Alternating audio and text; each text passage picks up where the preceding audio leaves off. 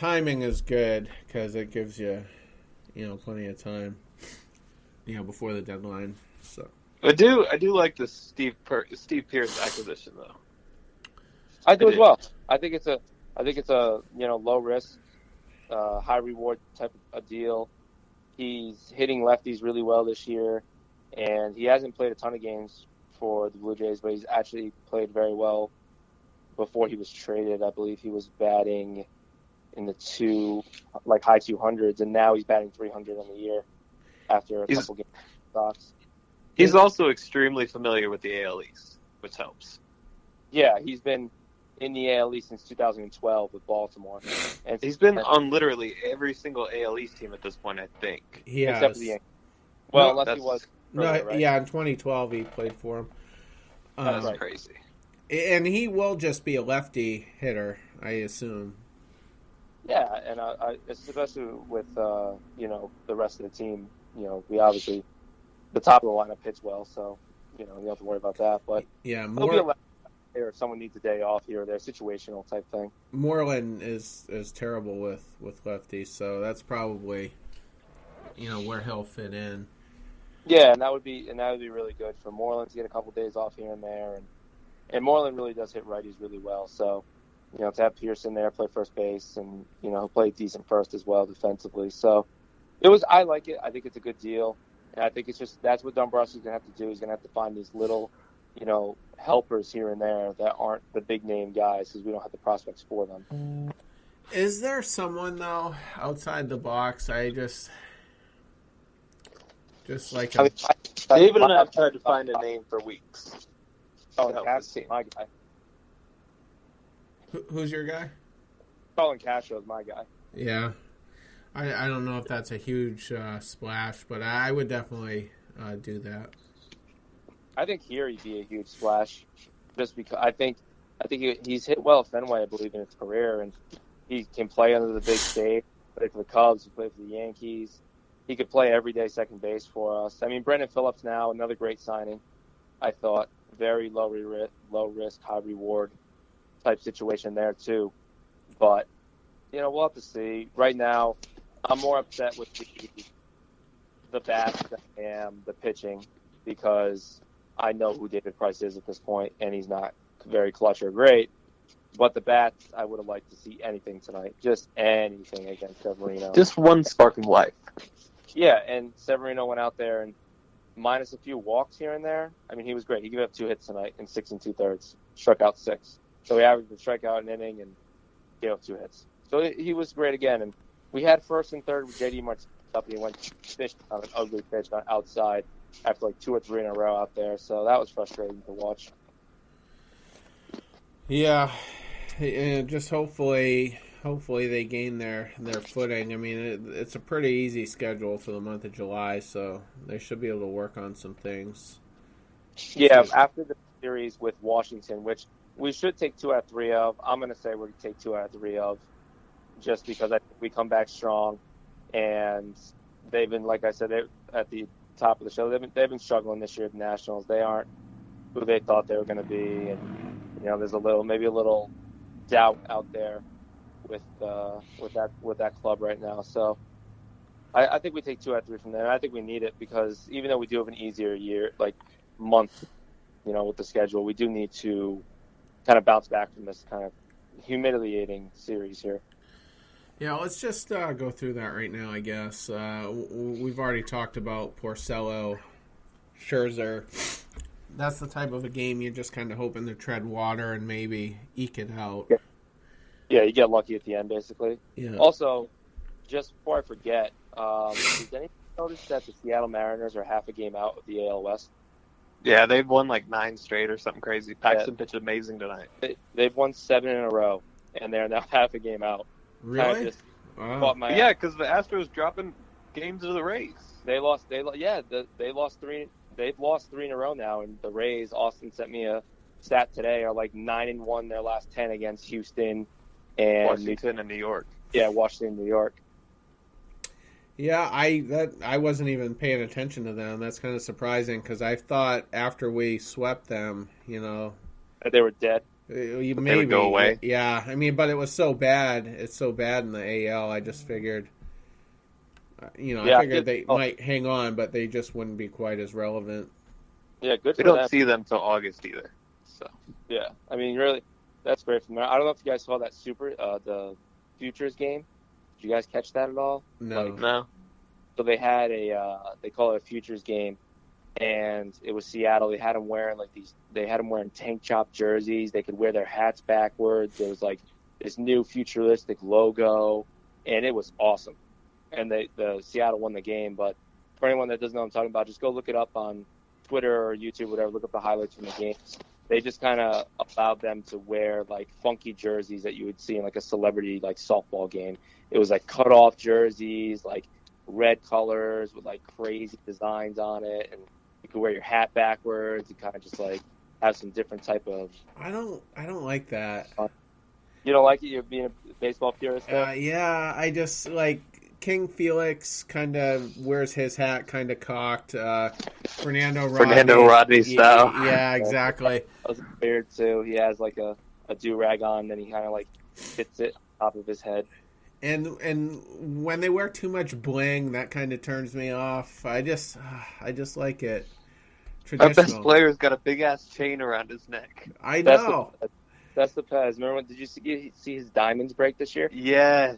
And he just like left. It was like $400,000 in diamonds at second base. Yeah, about to say, all I saw was dollar signs coming off his neck. I was like, oh my god. He didn't even care either. He just rounded. He just like left. Like round. I just saw tuition money just falling off. I was like, come on. Oh god. Big Poppy was in the Nesson booth and just visiting. Probably it must have been about 3 weeks or so ago now, and he had bling all over him. Every place, like his ears. I'm surprised he didn't have it coming out of his lips or his nose or whatever. Just fucking bling everywhere. Yeah, he was balled out. He's been since he retired. He's just been stunting around, looking great. Yeah, he's larger than life. I mean, everybody loves him. It doesn't matter who he crushed over the years. He just has that presence and no, he really is. Yeah, he's larger than life. He is. He's good for the game. He's similar to a Gronk, where like everyone just kind of looks at him and just laughs. Like every time you see Big Pop, you just want to give him a hug, and he's like, "Hey, what's up?" Right. Yeah. Except less idiotic. Yeah. As Ortiz is more of the lovable kind, Gronk's the more just like, you're like, oh, look how dumb it is. Yeah, like look at this big idiot. You just want to hug him. I didn't like him though in the Fox studio last year with A-Rod doing the post game for most of the World Series games because they were just like playing grab ass the whole time, and yeah, they're gonna start it now. He signed like a 2-year deal extension or something like that. Ortiz did to be up there. Yeah, so hopefully they either split them up. I think individually they're both fine, but you put them. I actually love the booth. I'm a big A-Rod guy in the booth. Yeah, tonight was brutal to listen to though. No, I don't like when he does Red Sox Yankee stuff because it's just Mendoza was bad tonight. Yeah, I like A-Rod. Yeah, I like A-Rod like post game when they ask him about like hitting and stuff, and if you catch him on a random Sunday night game like Seattle and Washington or something, like he's really good. Yeah, and how long before the tabloid starts spinning between him and Jessica Mendoza? You know, I just figure there'll probably be rumors, especially with how high a profile his relationship with J-Lo is. So he was in the booth. Remember, stopped in a couple weeks ago, like gave him a kiss or whatever. I think she did. Yeah, that was pretty. I'm pretty sure that was the same series. He goes out there and plays catch. Yeah. I think it was. The Astros series when they put those the booth in the Crawford box. That was the craziest thing I've ever seen. Yeah, that was wild. That's like home run territory too. It's like right there. Yeah. It's crazy that he's still, hanging around. All that money he made, and you just figure he wouldn't need to, but he loves the game. Baseball. Yeah, he just loves baseball. I could listen to him talk about hitting for hours. Me too, dude. Him and Chipper. Chipper, and Tommy are phenomenal to listen to talk about hitting with. There's a great YouTube video from a couple years ago, and it's a post game after a playoff game, and it's Pete Rose, Frank Thomas, and A-Rod talking about hitting, and they got a bat, and they're taking swings, and it's awesome. Yeah, that's. I think I watched it a couple weeks ago because I watch it like once a year at this point, just because it's so good for repeat viewing. It is. And it's amazing how different the three's approach is. Yep. Three very different hitters. Oh, super different. Somebody just hit a missile. Sandy Leon. It was only a base hit, but we'll take it. It looked good. Speaking of that, I kind of cut Terry off there because I got excited that the Astros might actually lose the AL West, but. We were going over the pitching matchups, and I definitely give Game 1 to the Nationals. I would like to hang around. And then DJ, who pitched well last time out. Hooray. Wait, did I lose him? Hello? Yeah, we're all here. We got you now. All right, cool. I lost. thought I lost you too, yeah. Yeah, so DJ pitched last time, pitched well. Game 2, though, with Brian Johnson has the potential to not go so well, and you have to hope that Erod can be a little bit better than his last time out, but his opponent, Eric, is it Feedy? Something like that? I think it's Feedy, yeah. Yeah, he's not having a good season. No, he's not. I mean, 5 games, started, 6 ERA. Yeah, so hopefully, that could just be a high-scoring game, 8-7, that type of thing, and you just got to hope that our bats are a little bit better. Well, they're another one of those teams where it's almost like you don't want to get to the bullpen until late, because you want to get to the bullpen early, and you don't want to face the bullpen late to an extent because you have Herrera and Doolittle back there, and that's a problem. Yeah, that's definitely a problem. Also, I did not know that Feedy was a former first-round pick. Oh, really? I didn't either. I'm just looking. It just shows his quick facts. What year? Yeah, in 2014. So it's fairly recent. Who drafted him? Washington or? Washington did, yeah, with the okay. 18th overall pick. Oh, another thing too that I forget his first name, but Lamb with the Angels. Yeah, I just saw that he's going to have Tommy John. He is. They took him out of the game and immediately put him on the DL with forearm inflammation. I was actually joking around with my dad. I was like, "Oh, the classic: gets shelled and then goes out because his arm's sore." Tommy John. And then the next day, Tommy John's like, classic Tommy John." Yeah. Yeah, that's not ideal for LA, who loses another pitcher to injury. That would be Skaggs, Ohtani, off the top of my head. This Nationals team's kind of struggling with their division, especially with the Braves and Phillies playing as well as they are. So they're kind of in the same grind that we are, except our competition's a little bit better in our division. Yeah, one of the teams. And we're playing better as well. And yeah, I mean, Washington could be 500 or under 500 after this series is done against us. And I think that's something that the Red Sox have to, kind of sense, a little blood in the water type thing. So after team right now, it's lost a couple games in a row that doesn't have their best pitching matchups out there. I mean, Feedy against Erod looks really good for us, and Brian Johnson, who pitched well last time, going up against Roark, who has over a 4 ERA this year. So, who recently hasn't been pitching well at all. His last start was good, 6 innings and an earned run. Before that, though, it was 6 earned runs in 4, 4 earned runs in 4.